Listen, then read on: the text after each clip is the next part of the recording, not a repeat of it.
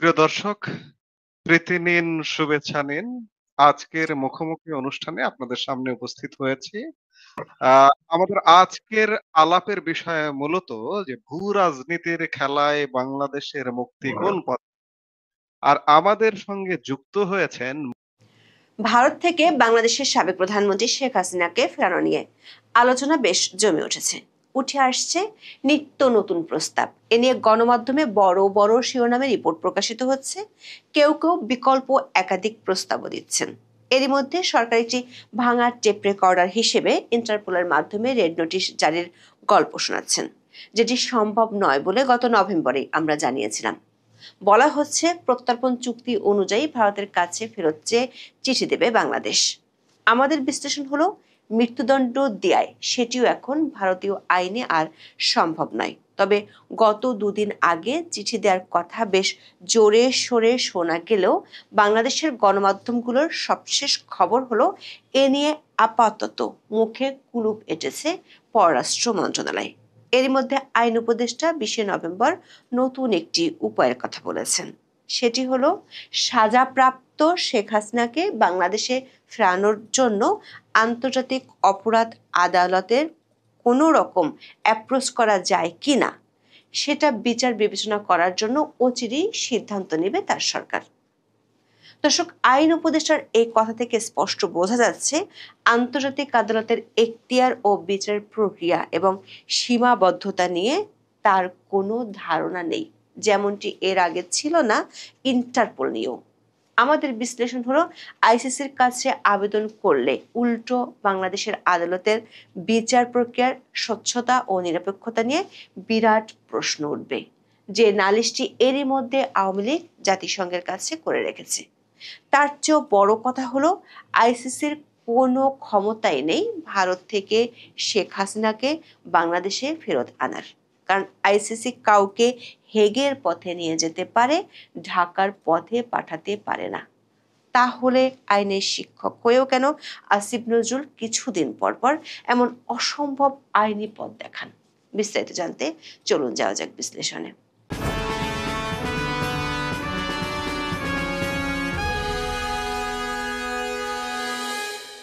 20 November অন্তর্বর্তী সরকার উপদেষ্টা পরিষদের বৈঠকের পর রাজধানীর ফরেন সার্ভিস একাডেমিতে সংবাদ সম্মেলনে কথা বলেন আইন উপদেষ্টা।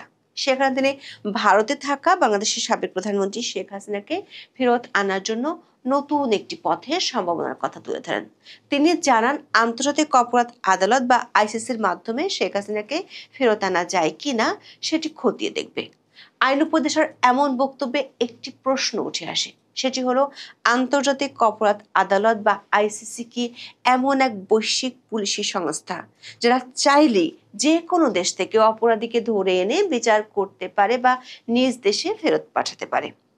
রোম সংবিধি বা রোম স্ট্যাটিউটের আইনি লেন্স দিয়ে দেখলে বোঝা যাবে এই ধারণাটি কেবল ভুলই নয়, বরং আইসিসির মূল ম্যান্ডেটের সাথে সাংঘর্ষিক। তার মানে গোড়াতে একটি মৌলিক আইনি ভুল আসার কথা শোনাচ্ছেন আইন উপদেষ্টা।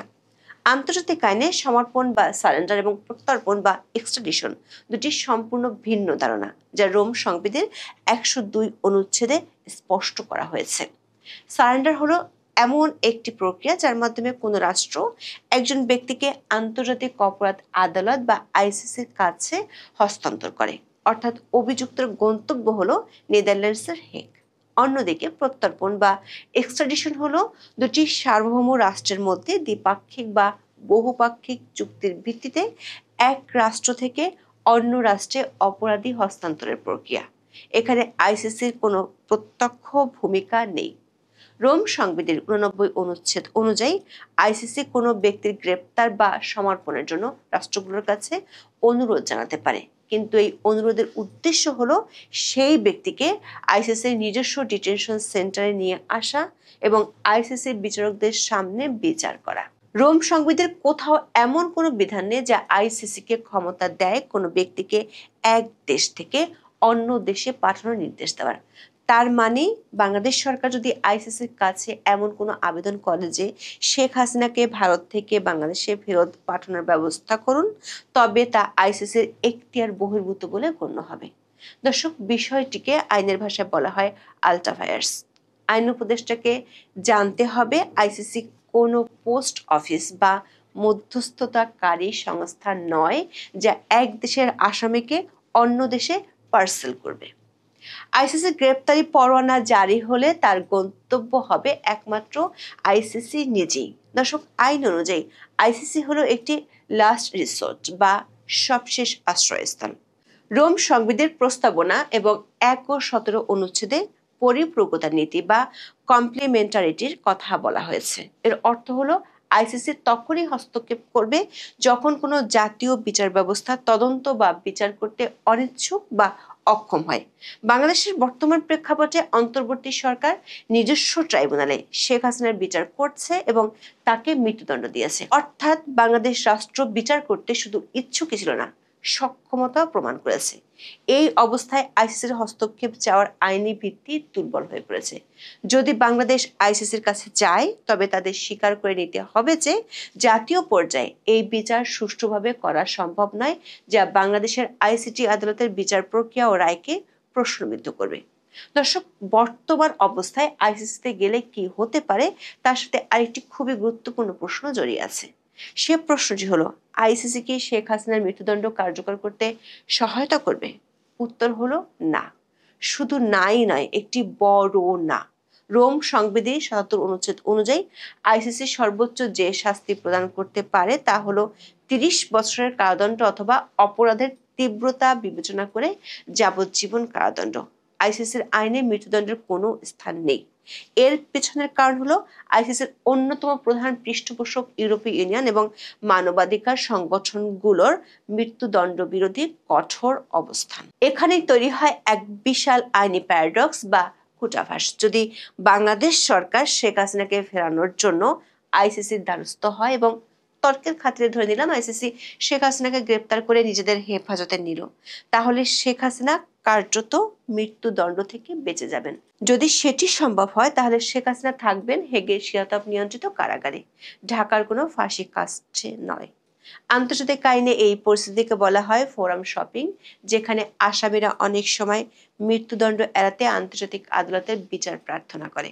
সুতরাং শেখ হাসিনাকে দেশে ফিরিয়ে এনে মৃত্যুদণ্ড কার্যকর করার আইন উপদেষ্টার যে রাজনৈতিক আকাঙ্ক্ষা তা আইসিসির মাধ্যমে বাস্তবায়ন করা কার্যত অসম্ভব। দর্শক, তত্ত্বের বাইরে গিয়ে একটু ইতিহাসের দিকে তাকাই। সেখানে লিবিয়ার সাইফ আল ইসলাম গাদ্দাফির মামলাটি বর্তমান পরিস্থিতির জন্য একটি নিখুঁত উদাহরণ। মুয়াম্মার গাদ্দাফির পতনের পর তার পুত্র সাইফ আল ইসলামকে লিবিয়ার আদালত মৃত্যুদণ্ড দেয়, কিন্তু আইসিসিও তার বিরুদ্ধে মানবতার বিরুদ্ধে অপরাধের জন্য পরোয়ানা জারি করেছিল। লিবিয়া সরকার আইসিসিকে চ্যালেঞ্জ করে বলে তারা সাইফের বিচার করতে সক্ষম এবং তাকে লিবিয়ায় মৃত্যুদণ্ড দেওয়া হবে। আইসিসি লিবিয়ার এই দাবি প্রত্যাখ্যান করেছিল। আইসিসি এবং মানবাধিকার সংস্থাগুলো লিবিয়ার মৃত্যুদণ্ডের রায়ের তীব্র বিরোধিতা করেছিল এবং তাকে হেগে নিয়ে আসার জন্য চাপ প্রয়োগ করেছিল। এই নজির থেকে এটি স্পষ্ট যে আইসিসি কোনো জাতীয় আদালতের মৃত্যুদণ্ড কার্যকর করার সহায়ক শক্তি হিসেবে কাজ করে না, বরং অনেক ক্ষেত্রে এটি জাতীয় আদালতের মৃত্যুদণ্ড রায়ের প্রতিবন্ধক হিসেবে আবির্ভূত হয়। দর্শক, আরও একটি কারণে আইসিসিতে আবেদন করেও কোনো লাভ হবে না। শেখ হাসিনা বর্তমানে ভারতে অবস্থান করছেন, তাই আইসিসির কোনো পরোয়ানা বা অনুরোধ ভারতে কতটা কার্যকর হবে তা নির্ভর করে আন্তর্জাতিক আইনের সাথে ভারতের সম্পর্কের উপর। ভারত রোম সংবিধিতে স্বাক্ষরকারী দেশ নয়। ভারত, চীন, রাশিয়া এবং যুক্তরাষ্ট্রের মতো পরাশক্তিগুলো আইসিসির সদস্যপদ গ্রহণ করেনি। এর অর্থ হলো রোম সংবিধির ৮৬ অনুচ্ছেদ অনুযায়ী কেবল সদস্য রাষ্ট্রগুলোই আইসিসির অনুরোধে সহযোগিতা করতে বাধ্য। যেহেতু ভারত সদস্য নয়, তাই আইসিসির কোনো গ্রেপ্তারি পরোয়ানা বা নোট ভার্বাল ভারতকে আইনিভাবে বাধ্য করতে পারে না। আবার ভারত সরকার সম্পূর্ণ নিজস্ব ইচ্ছায় আইসিসির সাথে সহযোগিতা করতে পারে, কিন্তু ঐতিহাসিকভাবে ভারত আইসিসির এখতিয়ারকে তাদের জাতীয় সার্বভৌমত্বের উপর হস্তক্ষেপ হিসেবে দেখে এসেছে। বিশেষ করে কাশ্মীর বা উত্তর পূর্ব ভারতের সংঘাতময় পরিস্থিতির কারণে ভারত কখনোই এমন কোনো নজির স্থাপন করতে চায় না যা ভবিষ্যতে তাদের নিজস্ব সেনা বা রাজনীতিবিদদের বিরুদ্ধে ব্যবহৃত হতে পারে। আরও একটি কারণ আছে, আইসিসির এখতিয়ার ভারত বা অন্য কোনো অসদস্য রাষ্ট্রের উপর তখনই বর্তাতে পারে যদি জাতিসংঘের নিরাপত্তা পরিষদ কোনো প্রস্তাব পাশের মাধ্যমে মামলাটি আইসিসিতে রেফার করে, যেমনটি সুদানের ওমর আল বশির বা লিবিয়ার ক্ষেত্রে হয়েছিল। কিন্তু বর্তমান ভূ রাজনীতিতে শেখ হাসিনার বিরুদ্ধে এমন কোনো প্রস্তাব নিরাপত্তা পরিষদে পাশ হওয়ার সম্ভাবনা নেই বললেই চলে। ভারতের দীর্ঘদিনের মিত্র রাশিয়া কিংবা আমেরিকা নিরাপত্তা পরিষদের স্থায়ী সদস্য এবং ভেটো ক্ষমতার অধিকারী। ভারত তার কৌশলগত স্বার্থে এবং দুই মিত্রকে ব্যবহার করে সহজে এমন যে কোনো প্রস্তাব আটকে দিতে পারে। তাই আইসিসির মাধ্যমে ভারতকে চাপ দেওয়ার রাস্তাটি কার্যত বন্ধ। দর্শক, আমাদের বিশ্লেষণ হলো আইসিসিতে আবেদনের পথ আওয়ামী লীগই সরকারের জন্য বন্ধ করে দিয়েছে। প্রাপ্ত তথ্য অনুযায়ী আওয়ামী লীগ নেতা আনোয়ার জামান চৌধুরী এবং দলের পক্ষ থেকে লন্ডনের বিখ্যাত law firm Doughty street chambers এর আইনজীবীরা আইসিসির প্রসিকিউটরের কাছে রোম সংবিধির 15 অনুচ্ছেদ অনুযায়ী একটি কমিউনিকেশন বা অভিযোগ জমা দিয়ে রেখেছে। এই অভিযোগে মোহাম্মদ ইউনূস সহ 61 জনের বিরুদ্ধে মানবতার বিরুদ্ধে অপরাধের অভিযোগ আনা হয়েছে। তাদের দাবি, 5 থেকে 8 আগস্টের মধ্যে আওয়ামী লীগের নেতাকর্মী, পুলিশ সদস্য এবং সংখ্যালঘুদের উপর যে হামলা হয়েছে তা ছিল একটি পরিকল্পিত গণহত্যা। আবার শেখ হাসিনার যে বাংলাদেশের আদালতে ন্যায় ও নিরপেক্ষ বিচার পাওয়ার সম্ভাবনা নেই, সেই আশঙ্কার কথা জাতিসংঘের কাছে এরই মধ্যে জানিয়ে রেখেছে আওয়ামী লীগ। এমনটি দলটির পক্ষ থেকে জুলাই হত্যাকাণ্ডের বিচার যাতে আইসিসিতে হয় সে আবেদনও করা হয়েছিল। দর্শক, এই মামলাগুলোর বিচার আইসিসিতে রেফার করার জন্য অন্তর্বর্তী সরকারকে পরামর্শ দিয়েছিলেন সরকারের মিত্র হিসেবে পরিচিত ব্রিটিশ আইনজীবী টবি ক্যাডম্যান। কিন্তু সেটি তখন সরকার শুনেনি। ফলে আইন উপদেষ্টা এখন লালনের সেই গান সময় গেলে সাধন হয় না গাওয়া ছাড়া অন্য কোনো উপায় নেই। দর্শক, শেখ হাসিনাকে ফেরত পাঠাতে সবচেয়ে বেশি আলোচিত যে উপায় সেটি হলো প্রত্যর্পণ চুক্তির মাধ্যমে শেখ হাসিনাকে ফেরত দিতে ভারতের কাছে চিঠি দেওয়া। 2013 সালের দ্বিপাক্ষিক এই চুক্তিটি হলো শেখ হাসিনাকে ফেরত আনার একমাত্র বৈধ আইনি হাতিয়ার। তবে এই চুক্তির প্রতিটি লাইনে লুকিয়ে আছে আইনের ফাঁকফোকর, যা ভারতের জন্য শেখ হাসিনাকে ফেরত না দেওয়ার শক্তিশালী যুক্তি তৈরি করতে পারে। প্রত্যর্পণ চুক্তির 6 অনুচ্ছেদে বলা হয়েছে, যদি অপরাধটি রাজনৈতিক চরিত্রের হয় তবে প্রত্যর্পণ অস্বীকার করা যেতে পারে। এমনকি ভারতের প্রত্যর্পণ আইনের 31 ধারাতেও রাজনৈতিক অপরাধের জন্য প্রত্যর্পণ নিষিদ্ধ করা হয়েছে।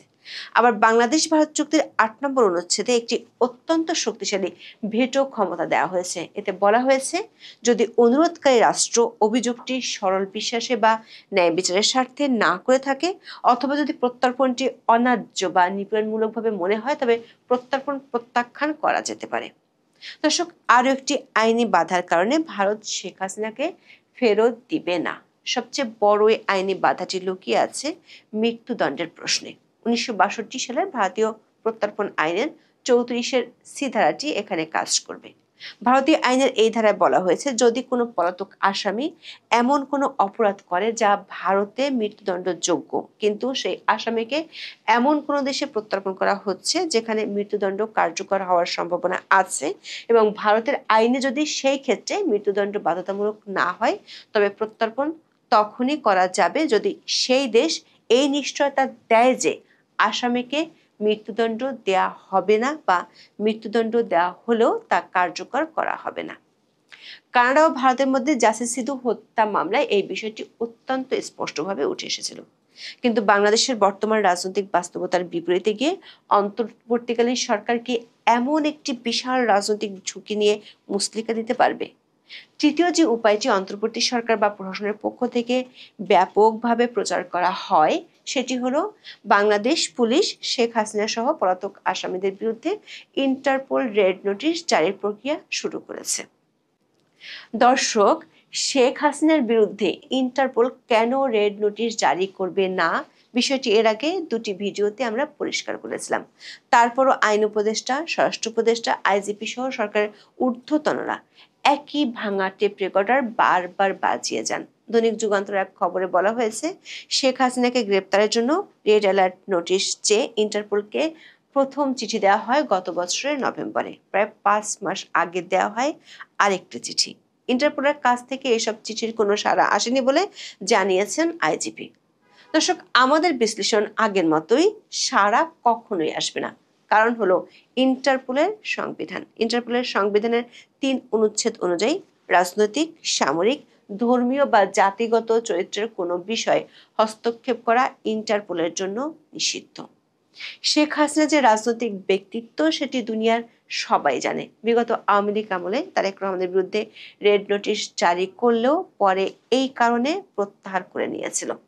এমনকি জাকির নায়েক বা অনেক শিখ বিচ্ছিন্নতাবাদীর ক্ষেত্রে ভারত ইন্টারপোলের সহযোগিতা পেতে ব্যর্থ হয়েছে ঠিক এই কারণেই। দর্শক, আমাদের বিশ্লেষণ হলো শেখ হাসিনাকে দেশে ফিরিয়ে আনার আবেগ এবং রাজনৈতিক আকাঙ্ক্ষা যতই তীব্র হোক না কেন, আন্তর্জাতিক আইনের শীতল বাস্তবতা ভিন্ন কথা বলে। বরং আইন না জানার কারণে অধ্যাপক আসিফ নজরুল যদি আইসিসির দ্বারস্থ হন, তাহলে তার ফল অনেকটা বুমেরাং হয়ে যেতে পারে, যা শেখ হাসিনাকে শাস্তির বদলে সুরক্ষা দিতে পারে।